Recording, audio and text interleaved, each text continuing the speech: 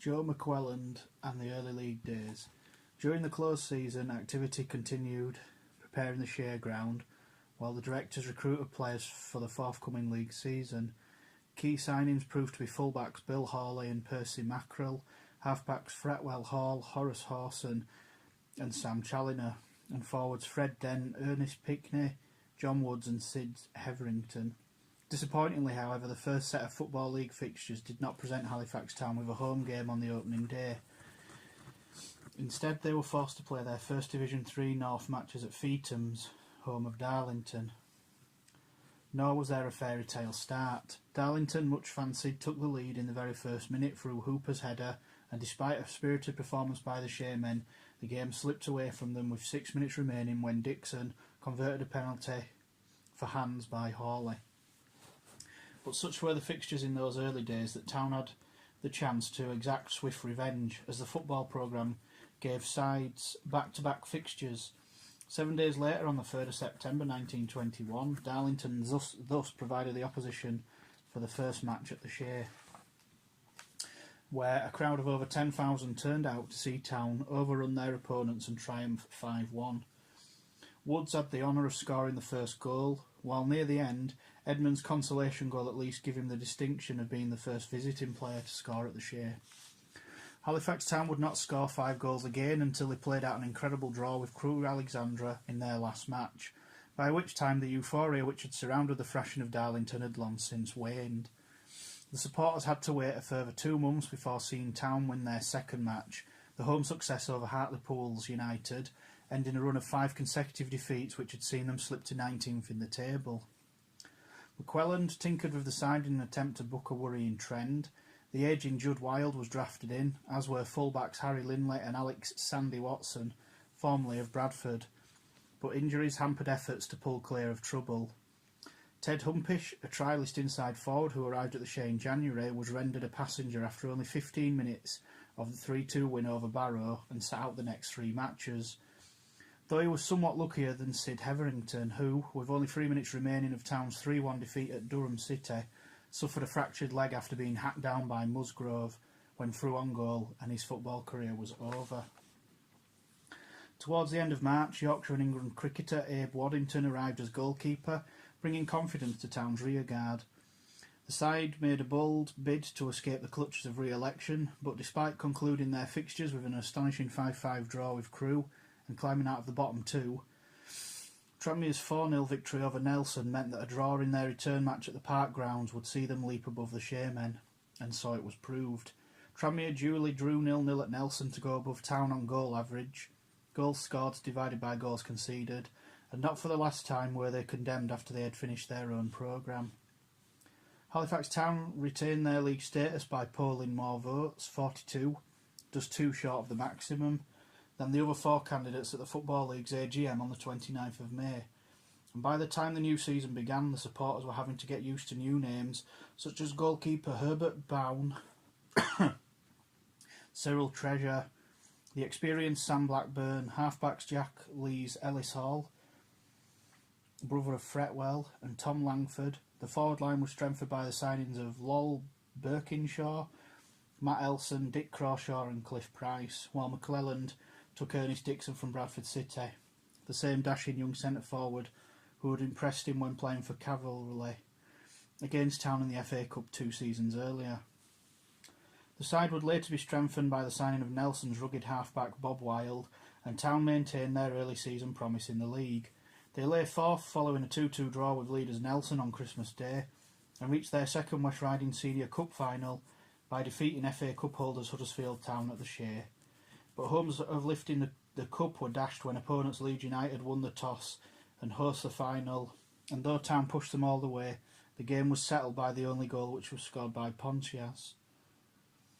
The Shaymen also progressed through the qualifying rounds of the FA Cup too, making up for their non-admission into the competition the year before when, controversially, they had been refused entry based on the non-accessibility of the Exley ground, despite the fact that a move to the Shea was well underway. Town moved to the first round proper after seeing off Rotherham Town, Accrington Stanley, which was after a replay, and Midlands League side Mansfield Town, but missed an injured Ernie Dixon and went down 3-1 at South Shields. While the income from the cup run was welcome, it did not solve Halifax Town's worrying financial problems, and just 5 days after the defeat at South Shields, Dr Muir told shareholders at a meeting held at the Mechanics Hall that the club was £1,500 in debt. He called for more shares to be sold. 170 were taken out on that night, and in an effort to ease the crisis, Jick Crawshaw moved to Nelson. More players would in all probability have left the club had the side not been doing so well in the league. They were laying sixth toward the end of March, but all hopes of promotion disappeared long before the season's close. Though a 7th finish was still commendable enough.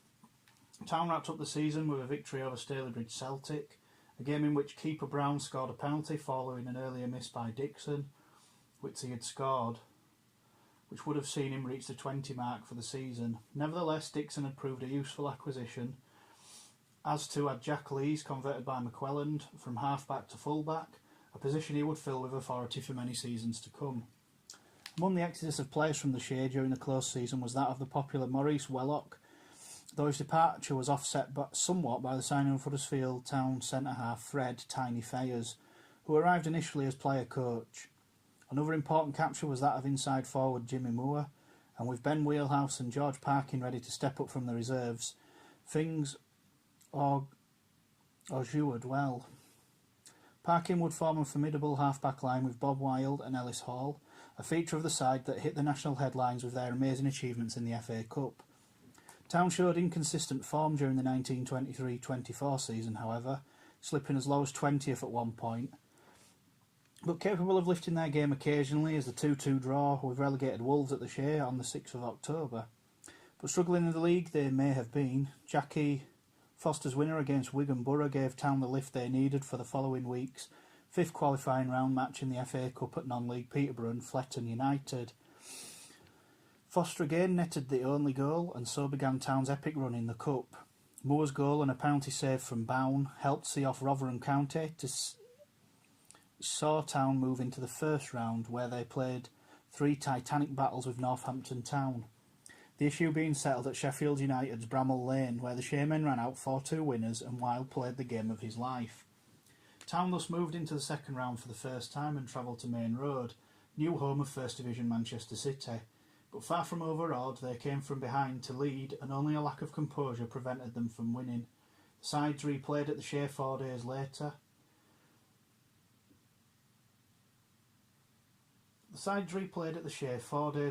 Go when the town of Halifax came to a standstill as factories and warehouses closed down for the day, to allow workers the chance to watch what was then the biggest game in town's history. But the then Shea record crowd of 21,590 saw Dixon miss another penalty, and after the game ended goalless, the First Division side made no mistake in the third match at neutral Old Trafford, running out 3-0 winners. All the while there was an upturn in league form, with Town moving up to 6th in the new year. But once out of the FA Cup, the directors began to break up the team, with leading scorers Dixon and Wheelhouse sold to Burnley on the 11th of March, followed by Parkin the very next day. The club netted a reputed £2,100, money which the directors claimed was too good to turn down. But unsurprisingly, without such key players, results suffered, though who could have foreseen the then record 7-0 loss at Doncaster Rovers on the 22nd of March? Joe McClelland signed Joe Lees to strengthen the attack, but the side was a shadow of its former glories and won only 2 of the last 11 matches. A close season saw the further break-up of the famous Cup team, but McClelland assembled another fine team. Harry Fryer came in to replace Bown, and centre-half Alf Dark was joined in the half-back line by Andy Martin, while up front the supporters were soon raving at the exploits of Arthur Seabrook, Jack King and Billy Howson. Halifax Town's sparkling new strip of blue shirts with gold shoulders, this replaced the blue and white striped shirts worn by the team since January 1921, was matched by the performance in a 3-1 victory over Lincoln City on the opening day of the 24-25 season. And there was promotion talk, albeit premature, after Town only lost 1 game from their opening 5. A disappointing run throughout October and November, however, saw them slip to 18th, and in a bid to reverse the trend, new players arrived, notably the experienced halfback Donald Duckett from Bradford City in December. There was also the re-signing of Ernie Dixon from Burnley just 2 days before Christmas, and he continued where he'd left off, hitting a hat-trick, including 2 goals in a minute in a 3-1 win at Chesterfield, and on the back of a 4-match unbeaten run, the side elevated itself into the top 10. But while the team seemed to be heading in the right direction, Chairman Dr Muir was concerned at the poor attendances Halifax Town had been getting, and on the 23rd of February he felt compelled to write to the Halifax Courier under the heading "Biggest Crisis in the Club's Existence." His letter read as follows: The position now reached is one that demands an answer to the query: does Halifax wish football at the Shay to continue and progress? If so, will the public support it and place the club on a firm and sound basis? A sum of £500 is necessary before March the 1st as a minimum. Before March the 16th, it is absolutely necessary, to avoid all other eventualities, that £2,000 should be subscribed. Providing the resulting support is not adequate enough to relieve the necessities, the club, the directors, will have no option but to accept the offer for transfer of players. I personally am convinced that given the present team to build around, with adequate and loyal support, we are on the road to progress and promotion and financial stability, the haven we all desire. 2 days later, at a public meeting at the Victoria Hall, Muir told supporters that without more support, the board could not guarantee a good team. One way to resolve the issue, he felt, was for them to buy more shares in the club, and on the night £108 was raised, and later a Save the Players Fund was set up, which raised over £300. Halifax hoped for a bigger than average gate for the afternoon visit of crew on the 12th of March. The Halifax Corporation had designated the day a public holiday for the visit of Princess Mary, who was due to open the Linford Moor Kitchen Man ward at the infirmary. In the end, though, only around 3,000 turned up to see the 2-2 draw. But pleasingly, with the side having moved up to 8th, over 11,000 were present for the match with leaders Darlington, which was also drawn, and there was another above average crowd for the final match when 9,000 watched the derby with Bradford. Though after a fine end of season running, Town couldn't finish on a high note and the visitors triumphed 3-1. But while the club had been making great strides on the pitch, off it there was disharmony. At their AGM on the eve of the new season, there were dramatic scenes when, with the club 7,217 in the red, T.J. Rushworth, President of the Life Members and Shareholders Association of the club, requested that all directors resign en bloc and be replaced by a committee of 5 to run the club for a period of 3 months. Though the resolution was not carried, it was a clear indication of the growing unrest, with some supporters feeling an impetus of new ideas was needed to take the club forward. However, to improve the income stream during the summer, the social section had purchased a new pavilion from the YMCA and erected it at the Shay, with all monies from the social events being kept by the club. New players for the 25-26 season included Jimmy Jack Newton, fullback Ernie Gadsden and halfback Sandy McGinn, and forwards George Kenny and Alex Smeaton, a player who arrived as a right winger but established himself as an inside forward. The new season saw a change in the offside rule, where now only 2 players were needed to be between the attacker and goal line, and trainer Bob Sutter was quick to counter this, deploying Alf Dark as the stopper. Up front, Dixon revelled in extra freedom afforded to him and went on to become the first Town player to net over 20 league goals in a season, 4 of which came in Town's 5-1 demolition of Rotherham United. The arrival of right winger Sigd Waits from Newark Town gave the side more attacking options, and an unbeaten run of 8 matches saw Town climb to 5th in November. Victory in the snow at Ashington was considered the best of the season, and when flu victim Dixon was forced to sit out 2 games over Christmas, Billy Howson took his place and hit a hat-trick in the 5-0 win over Walsall. Perhaps the most thrilling game of that season came at Park Avenue on the 16th of January. Town were lying fifth while Bradford held a 4-point lead over Nelson at the top of the table, and not surprisingly, the game attracted a great deal of attention. The attendance of 22,180 was then a record for a third division North fixture, and in an incident-packed game, Town came out the moral victors, despite the 2-2 scoreline having ended with 10 men following the 80th minute dismissal of keeper Jack Newton for retaliation and Martin donning his jersey. Newton later received a 2-match ban, which gave the chance for supporters to assess the credentials of young reserve Lewis Barber, who had arrived as a trialist the previous October from Broomhill Working Men's Club. Ironically, when called upon for Town's games with Accrington on the 13th of February, Barber was himself nursing a split hand sustained while playing for the reserves, but he performed well enough in a 1-1 draw, and again a week later in a 2-0 defeat at Durham. Newton duly returned to the side the following week, but the fans had not seen the last of Barber. Joe McClelland gave opportunities for other players in the end-of-season run-ins, which saw a dip in Town's form. Left-back Alec Campbell, who had been at the club since September, came into the side, as did newly signed forwards Willie Cotton and John Lowe. But failing to find any real consistency and with little to play for, the Shaymen only won 2 of their remaining 7 matches and finished 5th. For a while it looked as if Town would better this during the 26-27 season.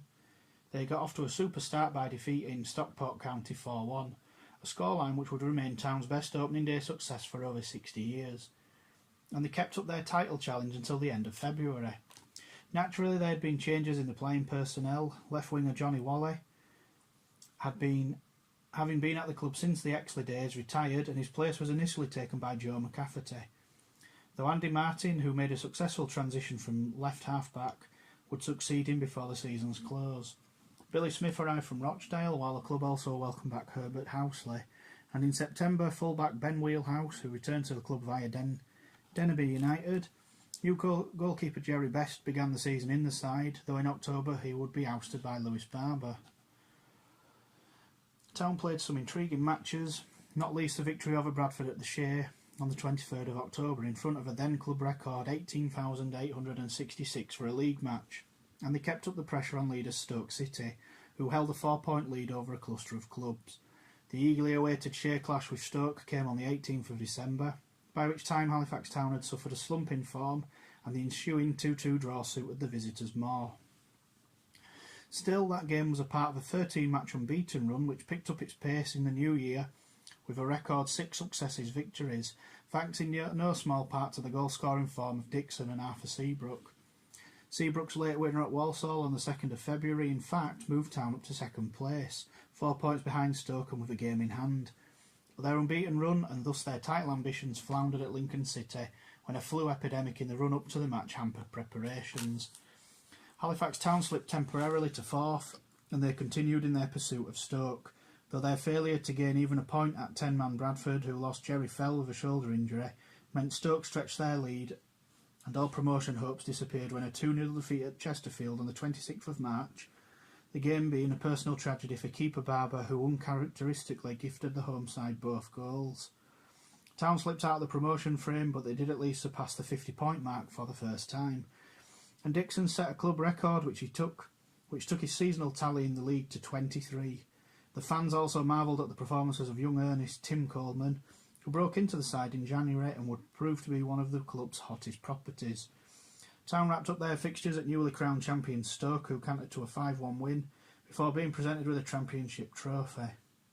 It was the closest that Halifax Town ever got to it. Upon the season's close, Halifax Town released a total of 7 players. We might be making a mistake, but we cannot keep more than that number. More than the number retained, said McClelland, indicating that, despite a successful season, the club was still in a perilous financial position. They'd started the season operating 7,992 in the red, and clearly money needed to come from somewhere. With Lewis Barber the club's highest asset, it came as no real surprise when he moved to Manchester City for 1,200 that June. Former England keeper Fred Fox came as Barber's initial replacement, though he would lose his place in turn to Jack Pennington, while other prominent newcomers for the 1927-28 season included halfbacks Jan Brannigan, Hugh Hubbard and Webster Swift, and forwards Tom Bell and Norman Proctor, and these players helped take the Shaymen to the top of the table for the first time. In fact, by mid-October the side had moved 3 points clear following some scintillating performances, both collectively and individually. They went top following a 3-1 defeat of Lincoln City on the 24th of September, a game which came in the middle of a club's record 5-match winning run. The 6-1 defeat of Ashington not only saw Town set a new club record victory, the game also witnessed what was probably the fastest ever Halifax Town goal, scored by Proctor and timed at just 10 seconds, and a new Shea record gate for a league game was set at 19,935 that turned out to see Town come from behind to win 2-1 in their first league encounter with Bradford City following the Bantams relegation the previous season. Town's fine run ended at Stockport County, and the side quickly lost touch with the pace setters, winning only one more league game before the turn of the year. Off-field disharmony may have accounted for part of this, with skipper Donald Duckett at loggerheads with the board over the team's formation and demanding to leave the club.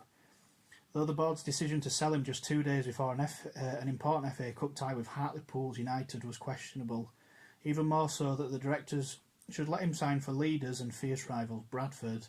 The board, as expected, came under fire, and though the teams responded in a positive fashion by defeating Hartlepool's 3-0, in the league the side's chances of promotion had long since been diminished. A run of 6 games without a win through February and March culminated in a 6-2 defeat in the quagmire at Barrow on the 24th of March. But Town responded 2 days later by defeating Southport, though by then the fans had given up on the side, with a paltry 1,792 turning out.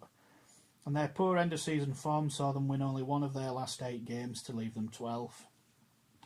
McClelland, however, was quick to point out injuries to key players such as Leeds, Gadsden and Wheelhouse, plus the controversial sale of Duckett. His Bradford side went on to capture the title, all factors which, he felt, had contributed to Town's slide.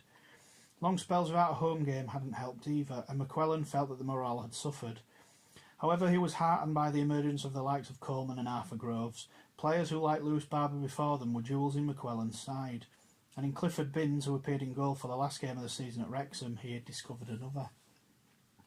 Sadly, Town were never in a position to hold on to such players, and therefore struggled to make progress and deliver success the supporters were so desperate for. And with the club feeling it necessary to release many players, Martin, Gadsden, Seabrook, Smeaton, Housley and Kipper Alf Dark among them, it was clear that they were on a downward spiral.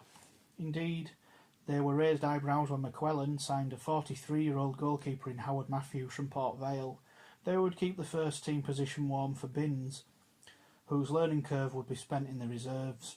Former Huddersfield Town forward Sam Taylor was a well-known signing, and others included centre-half Fred McClelland and left-back Frank Thompson, half-backs Ted Lawson and Tom Stockdale, and a contingent from West Brom, inside forward Sid Glidden and wingers George Hickman and Jackie Bainan.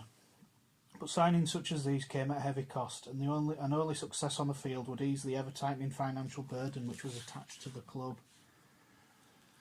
Yet Town made a stuttering start, not winning until their 5th match, and managed to remain in the top half of the table only thanks to a succession of draws. Still, with no side running away with things, victory over Southport on the 17th of November moved the side up to 9th, and left them just 4 points behind leaders Wrexham, a side the Shaymen had earlier held to a 2-2 draw in a pulsating game at the racecourse ground. But any faint hopes of a promotion charge diminished with the sales of both Groves and Coleman within the space of 2 months. Groves had come to the fore in December, and following a superlative performance against Tranmere Rovers on Boxing Day, he was sold to Blackburn Rovers on New Year's Eve. There were suggestions that Town were turning a corner when Dixon hit a rich vein of form, but the supporters were dealt another blow with the sale of Coleman to Grimsby Town on the 27th of February 1929. Town netted £1,250, money which the club considered vital, but that didn't stop a section of supporters voicing their anger. This letter from Disgusted, published in the Halifax Courier on the 2nd of March, 3 days after Coleman's departure, being typical of the attitude of many supporters. Could not the Shay estate be utilised for something better than a nursery for 1st and 2nd Division clubs? I notice with regret the departure of Tim Coleman and the likelihood of other players leaving the club. Are we to spend our time on Saturday afternoons watching the Colemans, Barbers and Parkins being made for other clubs? I think our motto should be forwards, not backward. Halifax Town did indeed seem to be going backwards. In fact, only 3 more games out of 14 played were won before the close of the season, and only a draw with Rochdale ended a run of 4 successive defeats. McClelland introduced more new faces such as wingers George Hickman and Cliff Foster, 17-year-old inside forward Sedley Cooper. Then there was the unscheduled reappearance of goalkeeper Bob Sutter. When Matthews and Binns had reported injured, McClelland had something of a goalkeeping crisis as the side prepared to face South Shields. But cometh the hour, cometh the man, and 7 years after appearing in the first team, trainer Sutter took his place between the sticks. Town lost 2-0, but Sutter was still required to play in the next 2 games, a thrilling 3-3 draw with Huddersfield Town at the Shaymen, the West Riding Senior Cup, the following Monday, and another 2-0 reversal at Darlington 2 days later. By then Sutter was aged 48 years and 288 days old, and became, and remains, the oldest player to play for Halifax Town. Matthews returned to the club and Town reached the final of the West Riding Senior Cup following a replay with Huddersfield, meeting First Division Leeds United at Valley Parade. But Leeds boss Dick Ray fielded an almost full side, and 2 goals in each half courtesy of Duggan and Keatley gave United a 4-0 win in the Cup. It would be another 9 years before Halifax Town would reach the final of that competition again. Though in fairness, apart from the issue of local pride attached to it, the West Riding Senior Cup was hardly high on the list of priorities. Of more concern, in fact, was the very survival of the club itself, for on the 25th of June 1929, Halifax Town was referred to the Emergency Committee of the West Riding County Football Association, who were concerned enough at the financial difficulties which had arisen between the club and the bank. The overdraft now stood at around £1,500, but 10 of the guarantors stated they would wish to be relieved of their responsibility, and this meant new agreements had to be drawn up. A shock departure from the club in the close season was that of Sutter, who terminated his engagement in a manner which suggested all was not well. Though he was not the only long-standing member to leave these shores, before the season was out, Dr. Muir would relinquish the chairmanship, and 12 months hence, manager Joe McClelland would stand down too. The sale of record marksman Ernie Dixon to Huddersfield Town shortly into the 1929-30 season was another blow, though the £1,000 the club received went a long way to ensuring monies owed to players was paid. With Dixon gone, the board experimented with the forward line, even trying full-back Ben Wheelhouse there with a varying degree of success. The supporters were by now getting used to new faces such as Bernard Foster, centre-half Dick Strange, Harry Childs, Bob Schofield, Joe Roberts, and young goalkeeper Edmund Rotherford from non-league Pontefract Town. While in Manchester United veteran Ted Partridge, it was hoped that he could help bring on promising youngsters such as Sam Julian and 17-year-old winger Edward Charlie Davis. But it was a difficult season. Without a win in their first 5 matches, Town sank to the foot of the table and remained in and around the re-election zone throughout the first half of the campaign, while the future of the club came under threat. A public meeting of around 1,000 at the Shea Social Pavilion on the 30th of October revealed the seriousness of the situation, with Muir revealing that the Halifax Corporation had been one of the first creditors to take action against them, while 2 days earlier the sheriff had taken residency at the Shea to oversee the execution of a writ by a creditor who was owed £250. In total, £5,480, 14 shillings and 10.5d were owed to creditors. While adding to the club's woes was a letter read out by Muir from Charles Sutcliffe, Vice President of the Football League, which stressed that Halifax Town could not take membership of the league for granted.